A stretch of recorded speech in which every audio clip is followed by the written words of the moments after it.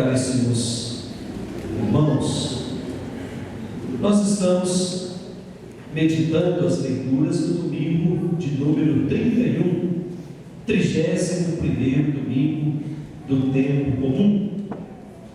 E nesse final de semana, nós somos convidados a olhar para o amor de um Deus que não exclui ninguém, a olhar para o amor de um Deus que vem ao encontro do homem, a olhar para o amor de um Deus que é pura misericórdia. Quando a gente olha para a imagem do crucificado, a gente fica meditando: por que é que tudo isso teve que acontecer desse jeito? Por que é que o sangue do Filho de Deus teve que ser derramado? E quando a gente olha para as leituras de hoje, nós vamos perceber: Deus é puro amor, Deus é pura misericórdia. A primeira leitura que nós ouvimos, livro da sabedoria, no capítulo 11. O livro da sabedoria, embora não seja o último livro do Antigo Testamento, é um dos últimos livros que foi encontrado anos 50 antes de Cristo. E o livro da sabedoria foi escrito por um judeu de língua grega, que começa a elogiar a sabedoria de Deus. Mas ele faz isso com um intuito. Ele quer convencer os seus compatriotas judeus que estavam mergulhados na imoralidade, que estavam mergulhados no paganismo. Quer convencer esses a redescobrirem a sua fé.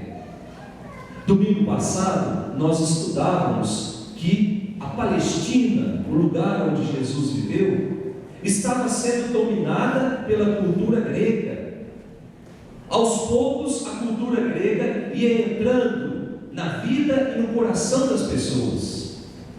Eles iam deixando os seus valores de lado, iam deixando a sua cultura de lado, e pior, iam deixando o amor a Deus de lado. Os adolescentes precisam entender bem isso, que pode ser até questão do Enem. É um período da história que nós chamamos de helenismo. O que foi o helenismo, senão uma tentativa de colocar a cultura grega como se fosse a melhor cultura do mundo, fazendo com que o homem se anulasse totalmente e abraçasse essa nova proposta. Então, o autor do livro da sabedoria, ele vem dizer o seguinte: Deus é a verdadeira fonte da sabedoria. Deus é a verdadeira fonte de felicidade. Não existe sabedoria verdadeira, não existe felicidade verdadeira longe de Deus. E o capítulo 11, que nós lemos, a primeira leitura de hoje, ele vem afirmar também que esse Deus, que é fonte da verdadeira sabedoria, esse Deus que é fonte da verdadeira felicidade, também é um Deus que é puro amor. É um Deus que derrama o seu amor sobre toda a criatura. E a criação de Deus é a prova desse amor. Às vezes, na correria do dia a dia, a gente esquece de contemplar a beleza de Deus na criação. Essa semana eu estava olhando essas flores que colocaram aqui no altar e fiquei pensando: como é que Deus vai pintando bolinha por bolinha? Como é que Deus coloca no bico ou na garganta dos pássaros uma melodia que faz bem para a nossa alma? Como é que Deus pinta a natureza? Como é que Deus cria esse mundo inteiro e entrega para o homem? E Ele cria com maestria, tudo na sua perfeição, cria tudo perfeito e entrega tudo isso para o homem. Portanto, nós precisamos contemplar esse amor de Deus na criação. Quando Deus cria, Ele não cria porque Ele não gosta, Ele cria porque Ele quer e porque quer dar de presente para o homem um mundo bonito, um mundo cheio de harmonia.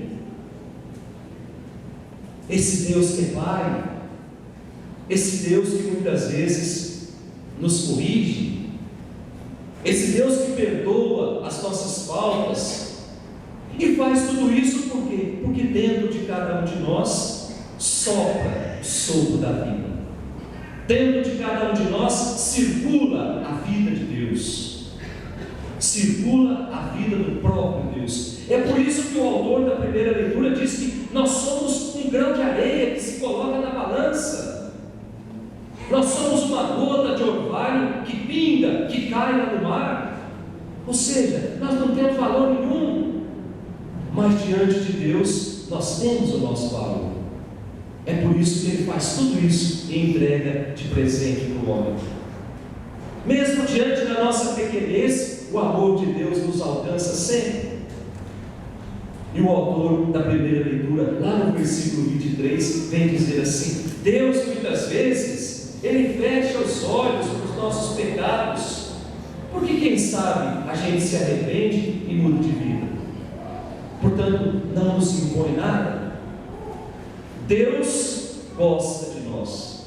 Se não gostasse de nós, Ele não nos teria criado. Se não gostasse de nós, Ele não nos teria dado esse mundo de presente. Então nós precisamos nos encher de Deus. Aquele vazio existencial da nossa vida precisa ser preenchido com Deus. Uma caixa de água cheia de água, ela não dá outra coisa senão água. Um cristão cheio de Deus, ele precisa dar Deus para os outros. Quando a gente preenche a nossa vida com esse amor misericordioso de Deus, nós temos amor, nós temos misericórdia para dar aos outros. A nossa vida passa a ser um eterno derramar de amor pelos outros, uma eterna generosidade para com os outros. Depois, a nossa segunda leitura, a carta de São Paulo aos Tessalonicenses. É a primeira vez no ano que nós estamos vendo a carta de São Paulo aos Tessalonicenses. Até a semana passada estávamos lendo as cartas de São Paulo a Timóteo. E agora São Paulo escreve aos Tessalonicenses. Mas é preciso que nós olhamos para o contexto em que essa carta foi escrita, senão ela fica muito solta e a gente acaba não compreendendo. Quando Paulo escreve essa carta, ele havia fugido de uma confusão que ele havia arrumado em Filipos. Ameaçaram matar Paulo em Filipos. Paulo junta as suas coisas e vai fugido para Tessalônica. Chegando em Tessalônica, Paulo vai lá na sinagoga, lá na igrejinha onde os judeus se reuniam para escutar a palavra, e alguém pede para Paulo fazer um discurso. E Paulo faz um discurso belíssimo e acaba conquistando muitos ali para Cristo. E um pequeno grupo que estava dentro da sinagoga não gostou da apresentação de Paulo, e ao invés de chegar para Paulo e dizer: olha, nós não gostamos, o que é que eles fizeram? Começaram a convencer todo mundo a se voltar contra Paulo. Começaram a fazer as picuinhas entre eles, para que toda a comunidade ficasse com raiva de Paulo. E aí começam a ameaçar Paulo, e Paulo precisa fugir de Tessalônica. Aí Paulo pega as suas coisas e vai para Atenas. Chegando lá em Atenas, Paulo arruma outra confusão. Isso quer dizer para nós que o Evangelho, quando ele é anunciado com seriedade, ele não serve para agradar os outros. O Evangelho anunciado com seriedade não é para passar mel na boca de ninguém.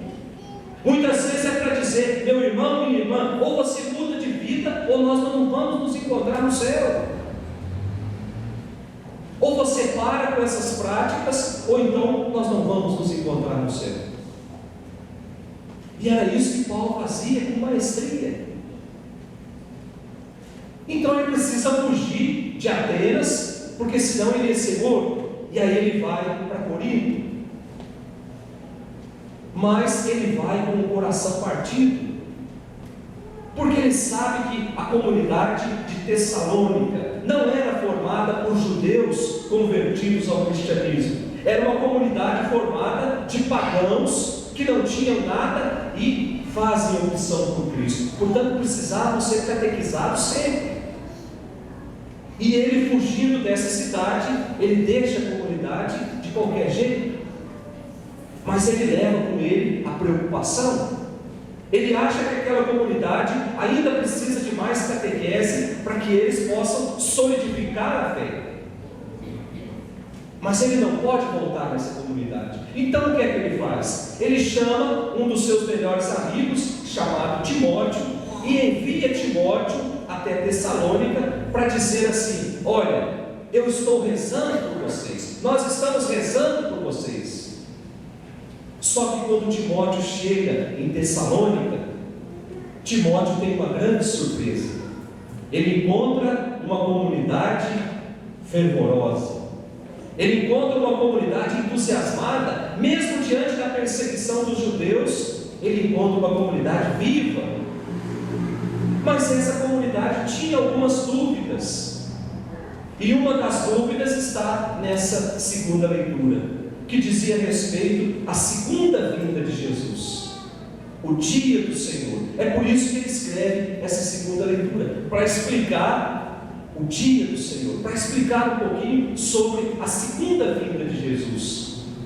Até porque lá no finalzinho diz: não deixeis tão facilmente transtornar vossa cabeça, nem vos alarmeis por causa de algumas revelações ou carta atribuídas a nós, afirmando que o dia do Senhor está próximo.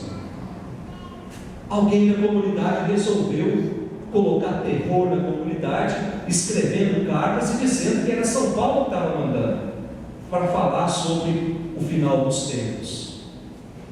É engraçado que, eu não sei por que a igreja não colocou a continuação dessa segunda leitura, em que Paulo diz quando é que vai acontecer o final dos tempos, que é a partir do versículo 3 do capítulo 2, que ele diz o seguinte: antes do fim dos tempos, Satanás vai seduzir o mundo inteiro com milagres mentirosos. Gente, isso é muito sério. Antes do fim dos tempos, o diabo vai seduzir o mundo inteiro com milagres e prodígios mentirosos. O que é um prodígio? Senão um acontecimento que está em contradição com as leis naturais. Ou seja, é um milagre também. Não está no texto de hoje. É a continuação do versículo 2 do capítulo 2, que a gente pode estudar em casa. Talvez seja a lição de casa dessa semana, em que São Paulo afirma categoricamente: o fim dos tempos será precedido de milagres, em que Satanás vai seduzir o mundo para que o mundo acredite nesses milagres. E aí ele completa: aqueles que acreditarem nessa farsa serão condenados. Aqueles que acreditarem nessa farsa serão condenados. Portanto, nós podemos nos questionar: qual é o caminho que nós devemos seguir para poder discernir o que é certo ou o que é errado? O que é fanatismo ou o que é perturbação mental de algumas pessoas? Qual é o caminho que nós vamos seguir? A segunda leitura também nos dá esse. O caminho é a escuta da palavra de Deus. O caminho é a intimidade com Deus a partir da nossa vida de oração.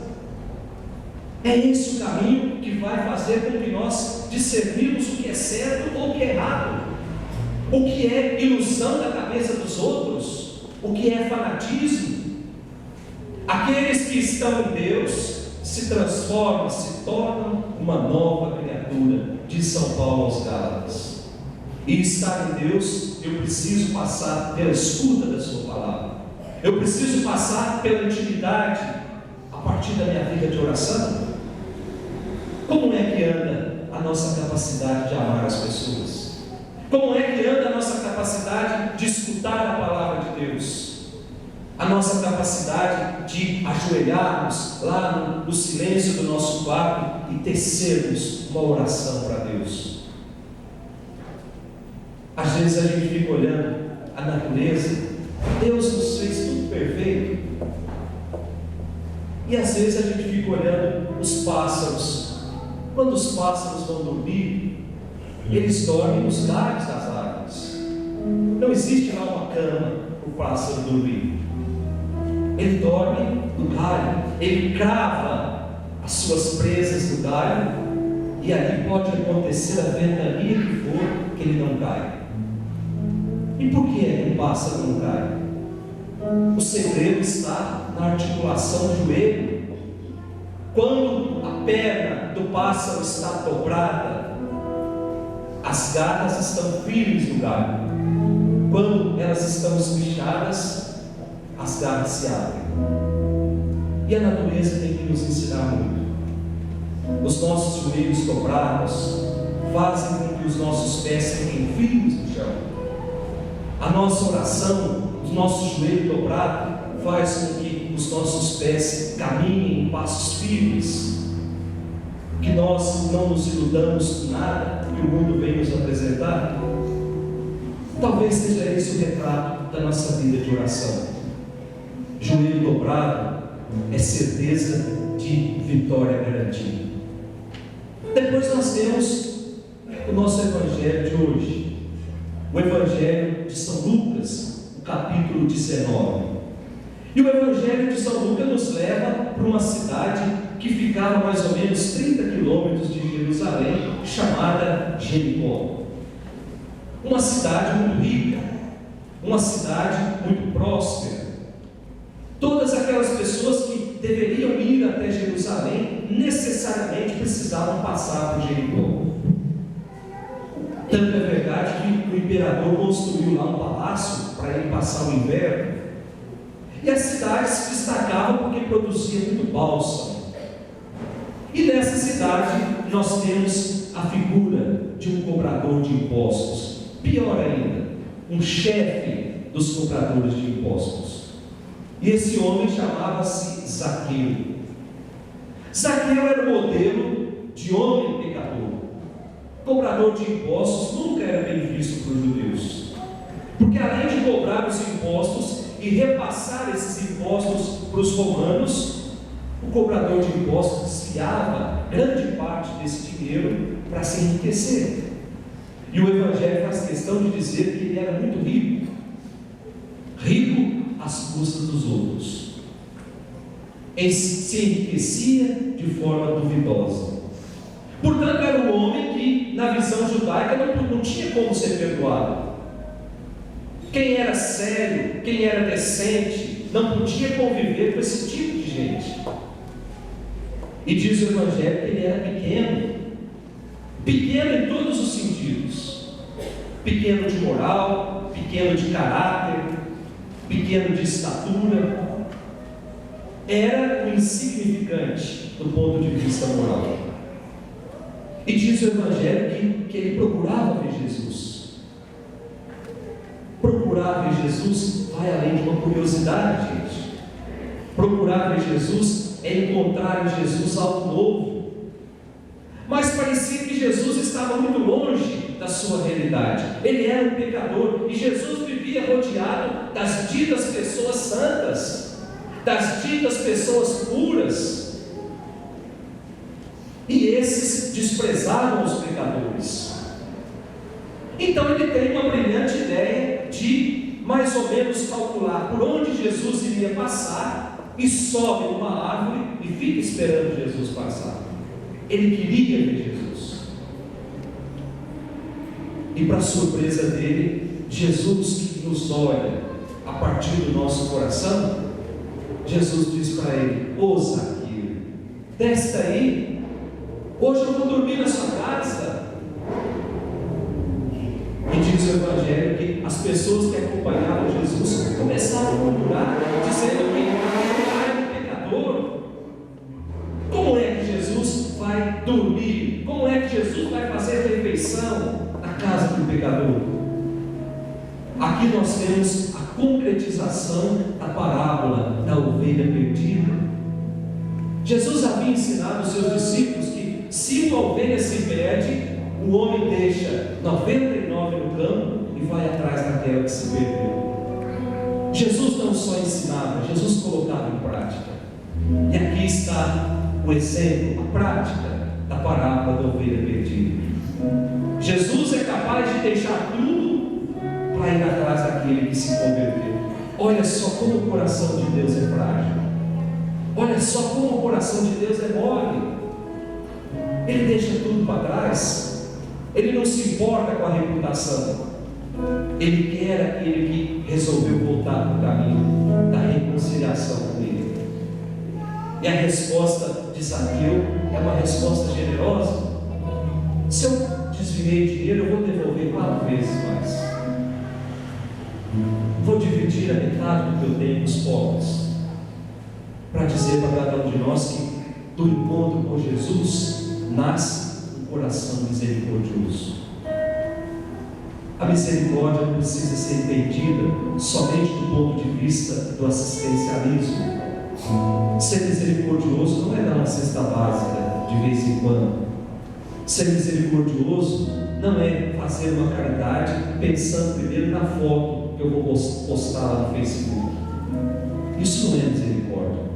É por isso que a palavra misericórdia, ela tem 2 palavras que se encontram: miser, de miséria, e córdia, de coração. Faz com que o meu coração entre dentro da miséria do outro. A dor do outro passa a ser a minha dor também. Isso é misericórdia. E é isso que Jesus veio nos ensinar. Por isso vamos pedir essa graça nessa Eucaristia. Não existe gesto de maior misericórdia de Deus do que se transformar num pedaço de pão para alimentar a nossa vida, do que se transformar num gole de vinho para nos dar coragem para enfrentarmos os desafios do mundo. A misericórdia de Deus, ela se faz presente em cada Eucaristia que a gente celebra. É Deus que desce do céu e se faz pão. É Deus que desce do céu e se faz um gole de vinho, para dizer para cada um de nós: Ele conta com a nossa participação, para que o reino de Deus possa acontecer. Louvado seja nosso Senhor Jesus Cristo. Para sempre seja